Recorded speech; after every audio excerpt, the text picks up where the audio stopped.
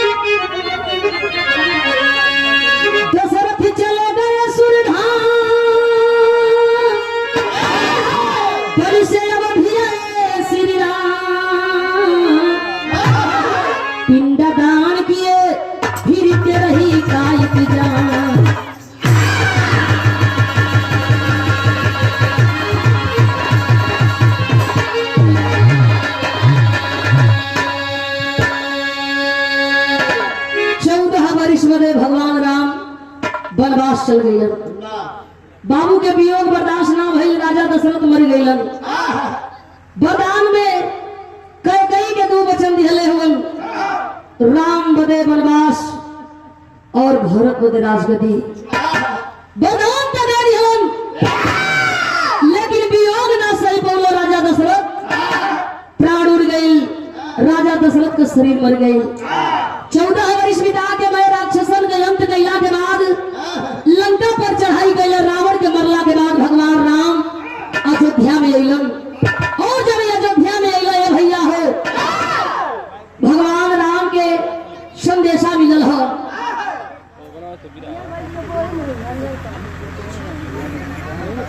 और सम्मान भरा पुरस्कार जो बाबूजी स्वर्गीय हो गए हैं, हरिहर यादव जी की आप बहन है और आत्मा के आखिरी विदाई में सिंहासन पर बैठ गए। चंदन तिलक लगा करके लोग अयोध्या का राज भगवान राम के सौंप दिहलन। सिंहासन पर भगवान बैठल वन सवाल होखे लगल, चुनाव लड़ता तो लोग मिलावेला कि ई जीती तो लूटी, हाई जीती तो कुछ विकास करी। अच्छा जे लूटे वाला होला उहे जीतेला। पहले बाजी मारी तू बाजी मारी। हां वो तो पहनाए वाले सुई देला। सही कला तो जीती के ए भैया हो। जब सिंहासन पर भगवान राम बैठ गइलन मैं सवाल होखे लगल। 14 वर्ष बिता के राक्षसन के मार के राजा तो बन गइला, लेकिन तुहरे वियोग में तुहर बाबू मर गइला। उनका आत्मा भूत बन के मैं अयोध्या में घूमत था। भगवान राम पूछे लगल बाबू की आत्मा के कैसे शांति मिली। लोग बतौलन हा विद्वान ऋषि महात्मा 13 दिन का गौर के 13 को पिंड अर्पित करो, भोज कराओ, अपने बाबू का नाम को लोगों के खिया के विदा करो, तुम्हारे बाबू के आत्मा के शांति मिल जाये। भगवान राम 13 दिन का गौर के 13 पिंड अर्पित कैलन, भोज रख दिहलन अपने दुआरे। बाबू की आत्मा के शांति बदे लोगन के नेवत दिहलन की भोजन करे के हम सभे आई वाले अयोध्या में भोजन करे बदे चारों भाई भोजन परोसत हुए। बड़ी पुरानी गीत लगल है संतोष भैया।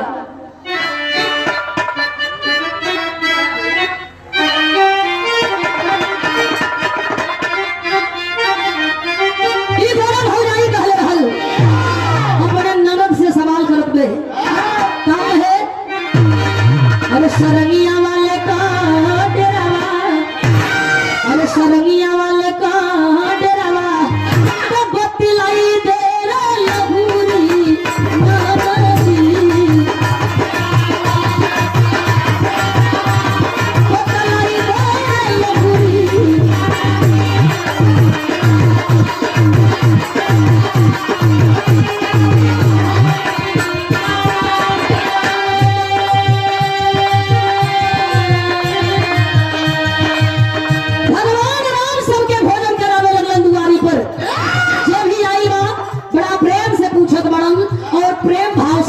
खियावत हड़न देह के नेवता भगवानवा तब भोजनवा दिहले हो राघु बड़ी तब भोजनवा दिहले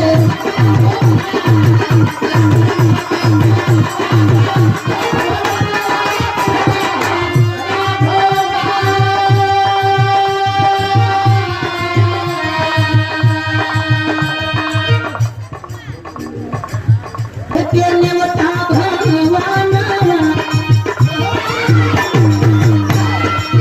देह के नेवता भगवानवा तब भोजनवा दिहले हो राघु बड़ी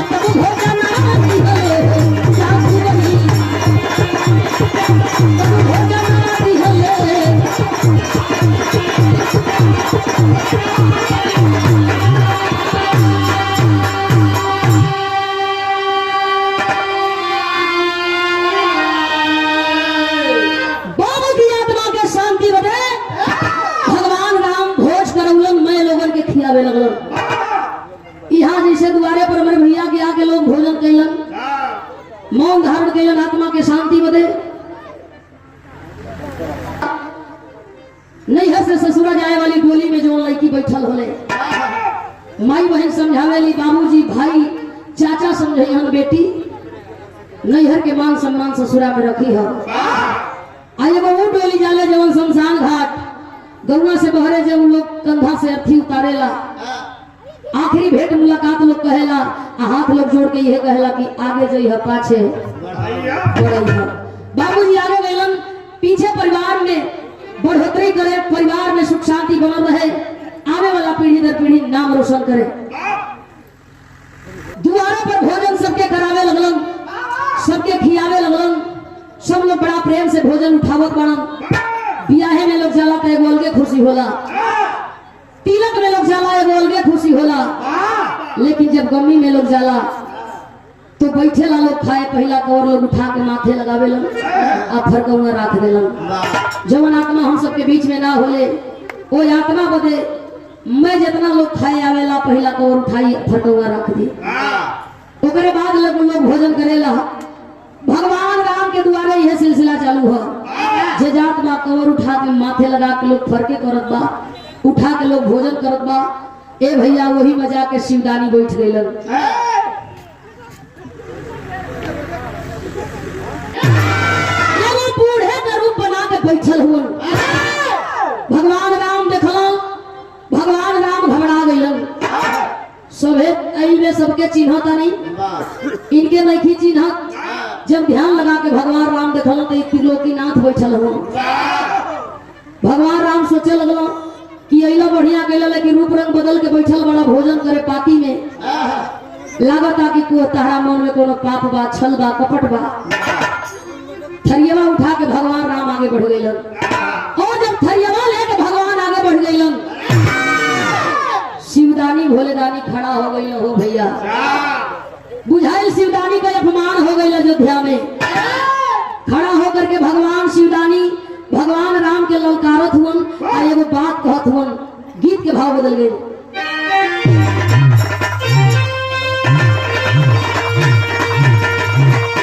ई दोनों दुल्हन कहले संस्कार रहे, बड़ा प्रेम रहे, बड़ा प्यार रहे। का कहे जहां भी बाबूजी के आत्मा जौना भी झरोखा से देखत हुई बड़ा खुशमय और सुखी हुई कि बाबूजी के आत्मा को ये तरीका से विदाई होत बा। भगवान राम सोचत हुए बहुत बढ़िया गैला, लेकिन मैं अयोध्या का पानी बिगाड़े पर लग गई बड़ा, ई ठीक नहीं खा करत। गीतिया के भाव बदलल है कैसे?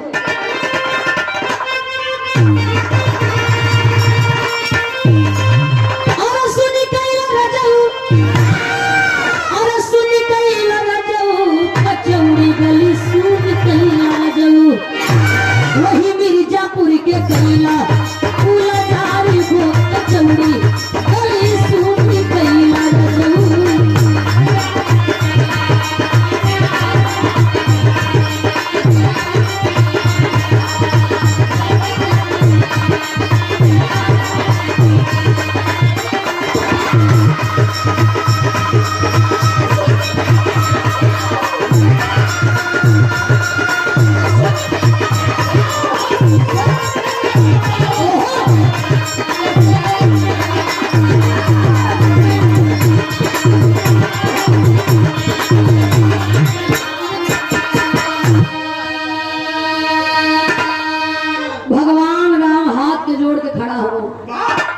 अपना द्वार का इज्जत सबके बड़ा प्रिय होला, सब चाहेला कि हमारा घर का सम्मान बचे, हमारा द्वार का इज्जत बचे। भगवान राम हाथ जोड़ के खड़ा भेल, कहला प्रभु बहुत बढ़िया कैली कि रउआ हमारे द्वारे आ गई, लेकिन ई काम ठीक नहीं थे कि हमारी इज्जत लेवे खातिर आई बनी। प्रेम से भोजन जैसे लोग करत बा आपो भोजन करी आ जाई, लेकिन शिवदानी नहीं खन मानत। भगवान कहत हन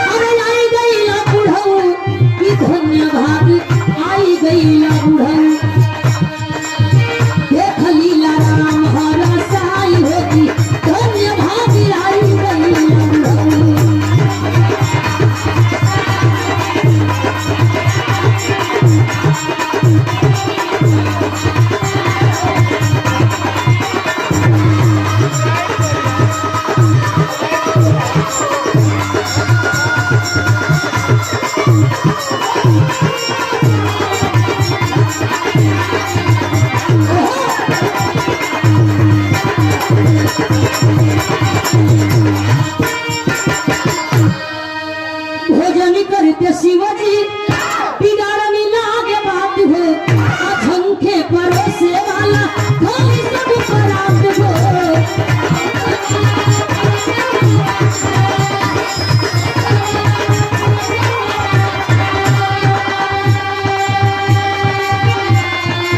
धन्य भागी आई गई बुढ़ऊ, राम गई सती पास भाई हो। धन्य भागी आई गई बुढ़ऊ, राम गई सती पास, धन्य भागी आई गई बुढ़ऊ।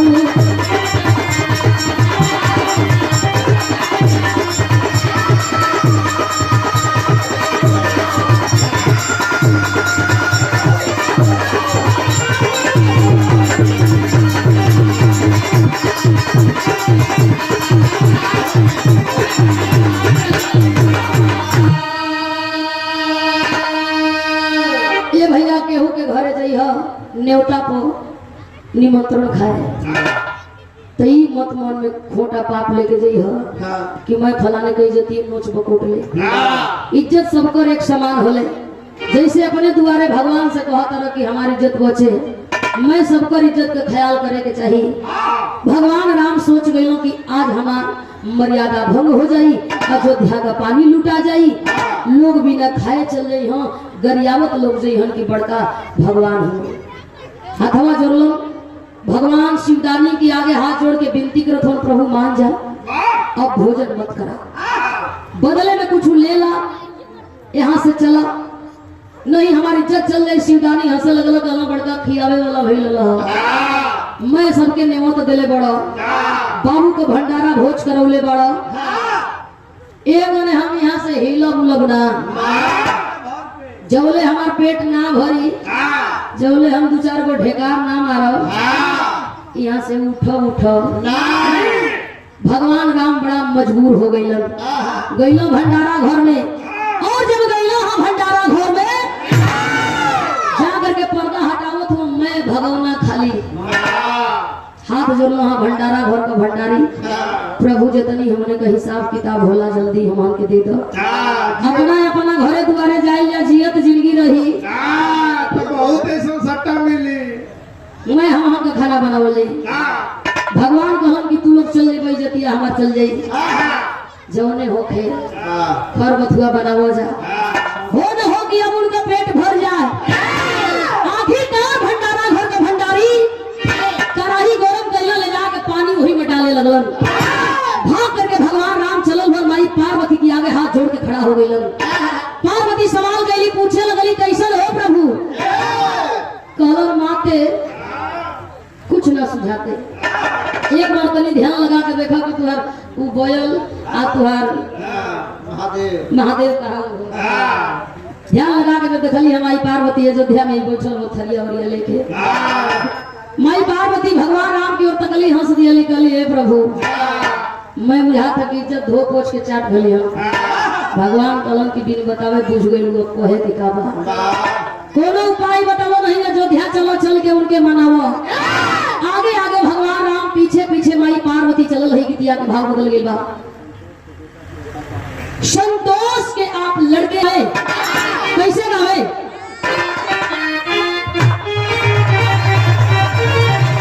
अरे गोरिया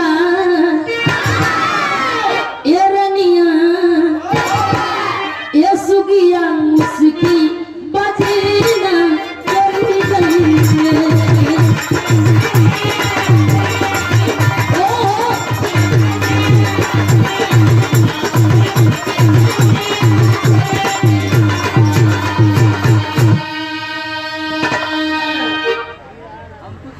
रामदेव गुरु जी आनंद आवे प्रेम से लोग सुने बड़ा शांति से गावे लेकिन भगवान राम लेके भाई पार्वती के चलल कैसे हम अरे चल के माता हो चल के देवी हो चल के माता भवानी काली रात्रि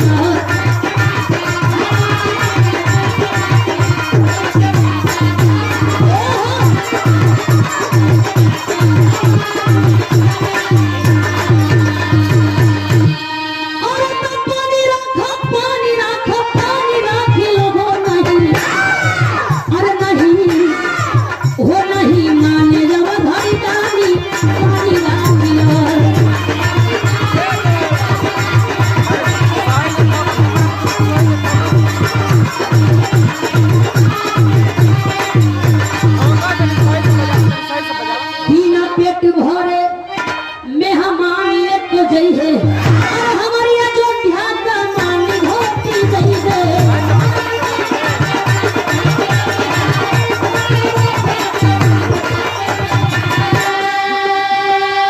कमाई होवे नहानी अरे पानी राखिला बिन घरनी के भूत का डेरा जहाँ मेहरारू नहीं थे वहाँ का मतलब बा माई पार्वती जब अली है तो वही भंडारा घर की ओर जाता रही भंडारा घर का जब भंडारी हो मैं मजा लेत हूँ हंसत हूँ केहू नियमत हूँ कुल देखा है हम 25 ठोरा मिल के ना बना पौली ना खिया पौली ये अकेला बनाए खिया अब भैया अकेले आ गई बनावे खियावे गईली है जाके माई पार्वती भंडारा घर में भोजन बनाने लगली भोजन बना करके थाली में परोस करके भगवान राम के बोलौली है गईला भगवान राम वही हाथ पर थाली रख दिहली ले जाई आ ले जाके भोजन रख दी ले करके भगवान राम चलल हो वही शिवदानी के आगे भोजन के रख दिलन उठा के जो ही कवर मुहे में डलन शिवदानी भोले दानी पगुरिया जब 80 की स्पीड में होत रहल पे 20 पे आ गई कहला का मतलब लगला धीरे धीरे खाए एक आध आदमी हाबू हाबू खाला एक आध आदमी घोटेला एक आध आदमी कूच के खाला शिवदानी भोलेदानी एक के पगड़ी के मैं चलावत हूँ। भगवान राम हाथ चलो कहना प्रभु नमक ढेर हो गई कि मरचा कम हो गई। ढेकार मरल खड़ा भेल कहना कि हम देखल चाहत बानी कि भंडारा घर कई भंडारी हो कौन जो भोजन बनौलस। हाथ जोड़ करके भगवान राम आगे खड़ा हो गइलन। सोच रहा हूँ कि जय हाँ भंडारा घर में भेदवे खुल जाई कि पार्वती आइल है। ए प्रभु हेने मत जाई हेने चली। शिवदानी नहीं मनल हूँ, हाथ में त्रिशूल डमरू ले करके चलल हूँ भंडारा घर की ओर। जाके जब पर्दा हटौल हूँ घूम करके माई पार्वती हाथ जोड़ के खड़ा हो गई। भगवान शिवदानी सवाल कैलक कैसे अयलू।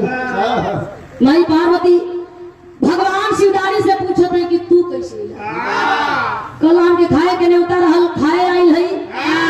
माई पार्वती हंसे लगली कहले महादेव हमरो के न्योता रहल ह। अंतर खाली इतने बात कि तू खाए आइल बड़ा हम बनावे आइल बड़े। तू हम बोलावल आइल बड़ा हम बोलावल आइल है। अगर पेट भर गई होखे तो यहाँ से अब चलो लाग कैलाश पर्वत पर बिना कुटावल पर लेके भैला गलाई ले करके माई पार्वती के जाइल चाहत हुन।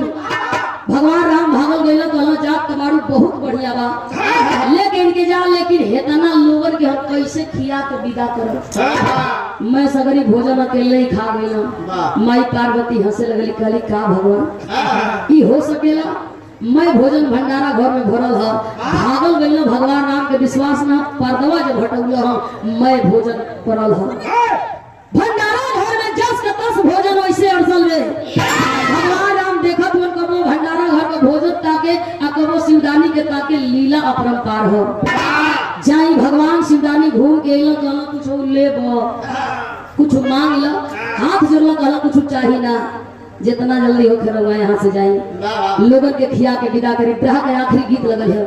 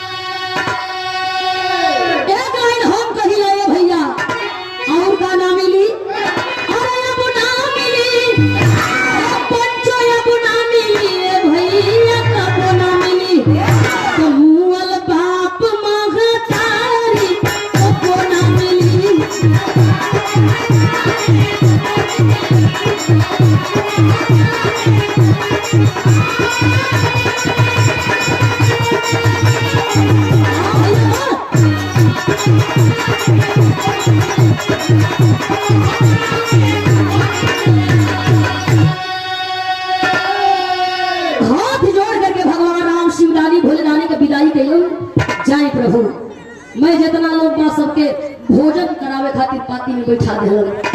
भगवान राम शिवदानी से कहत आ शिवदानी भोलेदानी भगवान राम से कहत का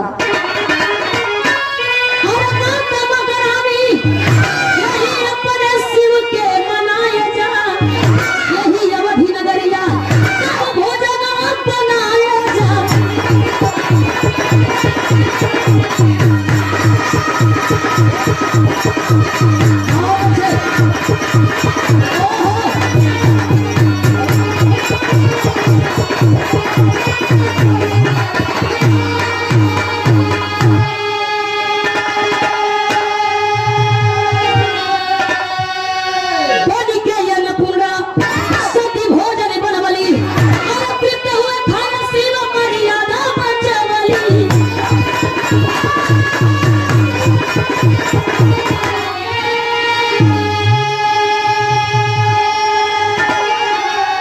शिव कहे राम से मांगनी फरमाए जा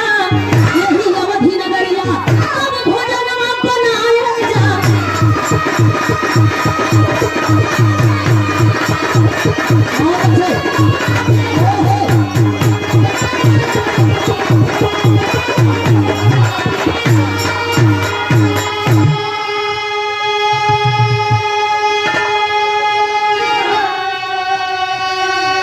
शिवदानी भोलेदानी भगवान राम से कलम प्रदान मांगो कलम ना चाहिए। बाबू के आत्मा को शांति बदे भोज कैले ही बस आत्मा के शांति मिल जाए। शिवदानी हंसे लगलन, जहाँ हम जाए वहाँ आत्मा भूत बन के घूमे तो हो ही नहीं खे सकत। 13 दिन के बन के 13 पिंडा अर्पित कैल, 50 पौलन, 13वें दिन आत्मा के मुक्ति मिलल। तो हर बाबू मुक्त हो गए, उनके स्वर्ग में स्थान मिल गए। चिंता मत करा। और कुछ मांगा, भगवान राम हंसे लगल। लोग कहेला कि भक्ति कैला से मुक्ति मिलेला, जन्म मरण से छुटकारा लोगन के मिल जाले। आपन भक्ति हमके प्रदान करो, तुहार भक्ति को के हम मुक्ति बना ले। शिवदानी हंसे लगल, एवं मस्त कह के शिवदानी चल दिहलन। भाव हो कहे श्री राम चाही भक्ति का खजनवा, और सेवा में चाही प्रभु तू करे चरण।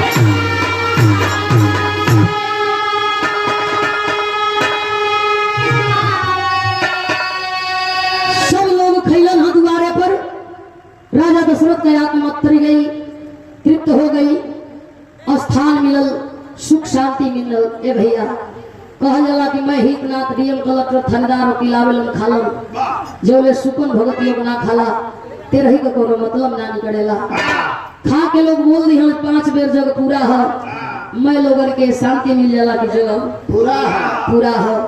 बेटी बलवान होई, धनवान होई, विद्वान होई, बेटी के लेके जाइबो घाट पर कह देबो कि मुखियागिनी बेटी दे, तो माई बाबू को शरीरिए जरी न सोइला जाई। लइका जाई मुखियागिनी दी, माई बाबू को शरीर जरी बरी तरी।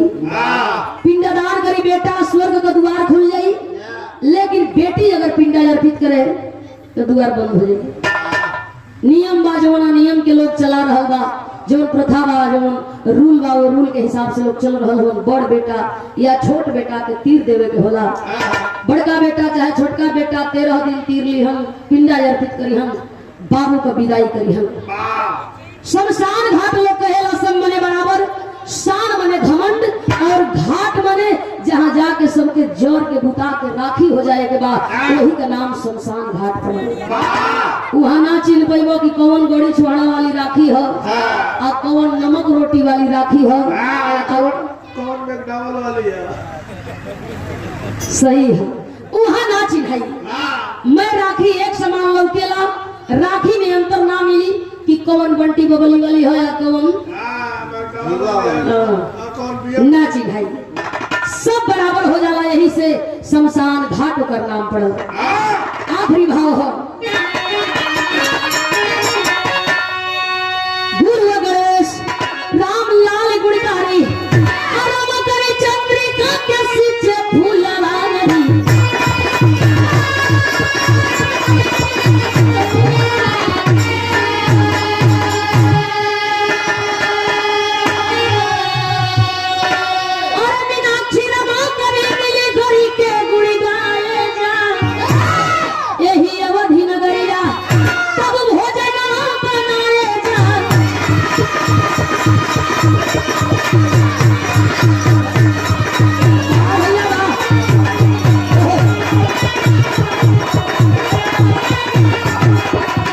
Yeah.